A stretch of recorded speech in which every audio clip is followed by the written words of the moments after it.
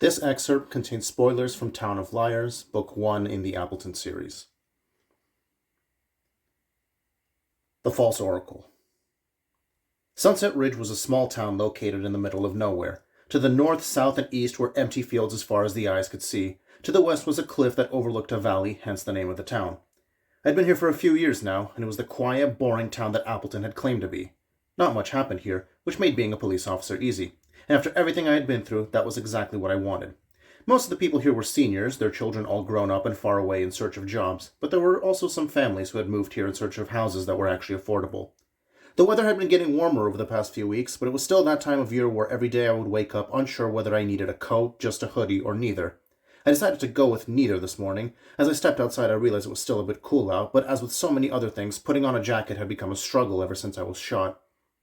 Sometimes, as I twisted my right arm in search of the armhole, I would feel a pinch, as though the bone in my shoulder was about to snap from being twisted too far. The address that Ryan had given me was a small strip mall. There was a pizza shop with a giant drawing of a stereotypical Italian man in the front window, and a Korean restaurant which I could only identify by the flag beside the name of the shop. The actual name was in Korean, which I couldn't read. There was also a convenience store with metal bars behind the window, as well as a flashing neon sign that said there was an ATM inside. At the very edge was a computer repair shop. The front window was boarded up, and the board had gang symbol spray painted on it. The cause of the window damage was from the Irish pub next to it. Someone had drank too much, gotten into their car, and driven forward instead of backwards, crashing into the window. The front of the mall looked as it always did, but there were several police cars parked at the side, so I assumed that what we were looking for was out behind it. I stopped my car near the curb and walked over. As I got closer, I saw that there was police tape blocking off the path behind the building. By one of the other cop cars, I saw two people arguing. One of them I immediately recognized as Dolores, who had been my partner for 2 weeks now. The other was a civilian who looked familiar, but I couldn't place where I'd seen him before. He was a skinny man who had an arrogant look on his face, as though he enjoyed winning arguments with people. He didn't see me park or approach him. It was only when I was close and I could hear them arguing, and Dolores' eyes shifted just slightly in my direction, that the man turned to me. Immediately he froze and his eyes widened slightly. "Is there a problem here?" I asked cheerfully. "No," the man replied sternly. "I'm just a civilian asking questions, as is my right." He slowly began to back away from the crime scene, not taking his eyes off of me. Years ago, when I had beaten a journalist to death in a fit of rage, the police chief had brushed the story under the rug with the help of a mob boss who was amused by the whole situation. But after the Insomniac case, the FBI had turned Appleton's police department upside down in order to figure out if there were any other corrupt cops working there, and the story of my abuse of power had suddenly become common knowledge. Nobody in Sunset Ridge ever called me a murderer to my face, but I knew many of them probably did behind my back. I eventually noticed that a lot of people here, especially journalists, always acted differently when I showed up. Their posture straightened as if they were ready to run at a moment's notice, and they always spoke slower, like they were afraid the wrong word would set me off. "I think you enjoy scaring people," Dolores said once the civilian had gone back to their car on the far side of the lot. "If you could handle one civilian, then I wouldn't need to scare him," I replied, and headed towards the crime scene. "Asshole," she whispered once I was a few feet away, as if I couldn't hear. Dolores and I had worked in the same office for a few years, but we had just become partners 2 weeks ago. Her previous partner was on stress leave. That was the official story. But there was a rumor going around the office that Ryan had sent him on paid leave because he called Dolores a bitch, and frankly, both of these stories seemed equally plausible. I didn't think in all my time at Sunset Ridge I'd ever seen her smile a single time. Her mouth seemed frozen into a permanent frown. That, when combined with her frequently dyeing her hair black, made her look like she wanted everyone to know that she was an unhappy person. We walked behind the building, where there was a tall wooden fence that separated the plaza from the backyards of the houses the street over. There was a large mirror hanging from it that I assumed was useful for delivery trucks that were backing up and didn't want to run anyone over. In the mirror's reflection, I saw Ryan standing with a few members of the forensics team. I turned the corner and ducked under the police tape and saw them.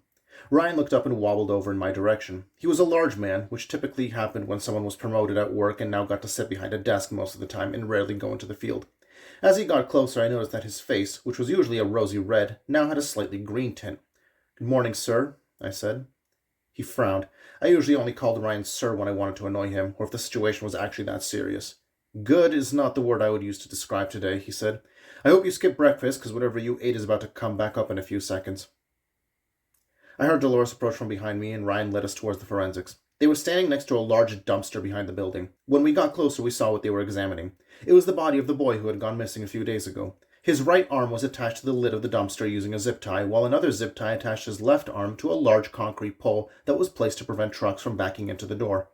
The zip ties were the only things keeping the boy's body standing up straight. They had to be tied really tightly, otherwise his arms would slip out of them, because the boy's hands were missing.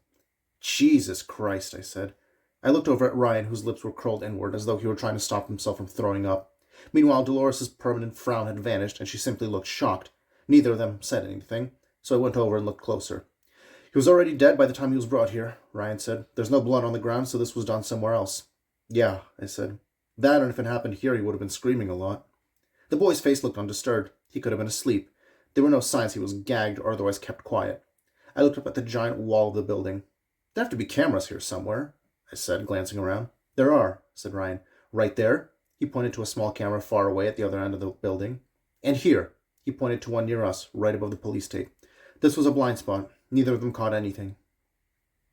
Something else had been done to the boy's body. There were a handful of cuts on his chest. They were strange. They almost looked like letters, except they were slightly off. These cuts, I said, and then figured it out. They're backwards. There was a backwards F on the boy's chest, followed by a backwards E, and then an I, an H, and a T, which were technically backwards, but still looked the same.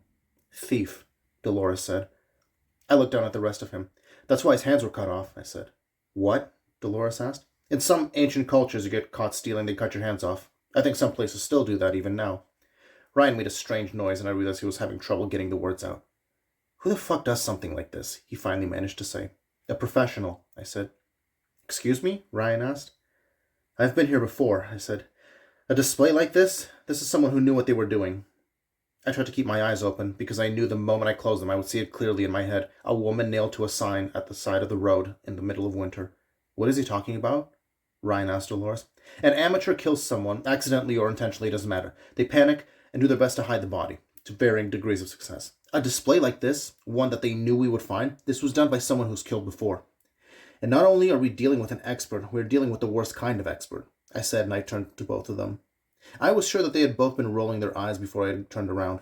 Here Evan goes again on one of his tangents. I knew that they, as well as most of the other people in the office, disliked me. They disliked me because I was very unprofessional, which they could handle on its own. But the thing that made me the worst was that I was unprofessional, while also being way better at this job than them. We're dealing with an expert who's pretentious. Are these questions, are these statements? Do you want to hear what we have to say? Ryan asked. I never know how I'm supposed to have a conversation with you, he said. I was about to answer when there was a flash of light. We all turned in the direction of the disturbance, and I saw, on the other side of the police tape, the civilian who Dolores had been arguing with before, holding a camera. Hey! I yelled, and instinctively pulled out my gun. The man disappeared around the corner as Ryan grabbed my hand. What are you doing? He yelled, his eyes about to pop out of his skull. I didn't know what I was doing. I suddenly felt confused. Just bad instinct, I said. Bad instinct, Ryan repeated. You can't just pull out your gun at the slightest noise. I know, I said, more angry than I should have. Sir, I added hastily. Ryan turned to the forensics. We're going to head back to the station. Are you good here? He asked. One of them nodded. Come on, Ryan said to me and Dolores. Let's get back before this guy accidentally kills a civilian. Once we were back at the station, Dolores and I were called into Ryan's office. She hadn't said a word to me since we left the crime scene. She never interacted with me unless the job required her to. When we walked into the office, Ryan was leaning over his desk, his head almost touching it, as if he was falling asleep. Sir, I said as we walked in. Ryan sighed. What were you saying just before your outburst? He asked. Something about an expert who's pretentious? I raised an eyebrow. You would like to hear my train of thought? I asked. Don't, he said, raising a finger. Don't push me. Just tell me what you're thinking. Okay, I said. There was a word carved into that boy's body. Thief, Dolores said. Right, I said. Now why? They both said nothing for a moment. It's not a trick question, I said. Because the killer thought that the child was a thief? Dolores asked slowly. Exactly, I said. So already we know this was targeted. If some sick fuck wants to kill just any kid, they can go to the park, grab one before anyone else notices. Already Dolores was rolling her eyes. No, just listen, I said. Whoever did this chose this child specifically. So a kid robs someone and that someone gets revenge by killing them, said Dolores. That's your big discovery? I sighed. It's always irritating when other people didn't figure this stuff out as easily as I did. This really wasn't complicated. Most murderers weren't anywhere as near as clever as they thought they were. All right, I said. Imagine if you stole something from me, I told Dolores, and then I kidnapped you, cut your hands off, and let you bleed out. Would your last thoughts be, why would Evan do such a thing? No, Dolores said. No, exactly. You would understand that you had done something wrong and I was punishing you, albeit a bit extremely. And it would be worse for the kid. Kids always overanalyze stuff. Something bad happens to them, they immediately think back. I did this bad thing, I did that bad thing. The kid would have no trouble connecting that the universe was punishing him for stealing. Okay, but what are you getting at exactly? Ryan asked. I tried to hide my satisfaction as I heard a brief hint of curiosity in his voice. As much as Ryan disliked me, a small part of him enjoyed hearing me solve this. I was essentially doing his job for him. If the kid knew he was a thief, why was the word carved into his chest? I asked. Ryan shrugged. I guess it was a hint for us. We would be looking for a motive, and now we have one. I nodded, and then Dolores opened her mouth in astonishment as it clicked in her head. You got it, I said, trying not to smile as I remembered that this was still a very grim situation. If the word was meant for us, then why was it written backwards? She asked. Exactly, I said. Ryan frowned. Okay, I'm confused. Was thief meant for us or for the kid? I turned around and looked out the window of Ryan's office to see my reflection, but the blinds had been pulled down, so I glanced around the office and saw the handful of diplomas and awards hanging on the wall. I walked over to one until I was close enough that I could see my face in the glass. Why go through the trouble of tying up the body so he was standing? He could have just dumped the kid on the ground, someone still would have found him, but he was propped up in that exact spot for some reason. That was the spot the cameras didn't get, Ryan reminded me. There's that, I agreed, turning back to face him. There was a mirror on the back fence, so that, trucks that were backing in didn't hit anything. I bet if we went back, if I stood in the exact spot where the body was, I could see my reflection in that mirror, so the kid could see thief in the reflection. Ryan said, but that mirror was far away, Dolores remembered. I doubt he could read the word at that distance. Except the kid didn't die there, I reminded her. There was no blood. This happened somewhere else, probably some piece of shit's basement, and then the body was moved for us to find. And I bet in that basement there was maybe a large mirror which the child would stare into and reflect on their crimes as the blood slowly drained out of him through his hands. Jesus, Ryan said, burying his head in his hands. I'm a little concerned with how quickly you figured all of that out, but it all makes sense. Yep, I said. But why not leave said large mirror at the crime scene? I asked. Well, because you'll probably need it for the next one.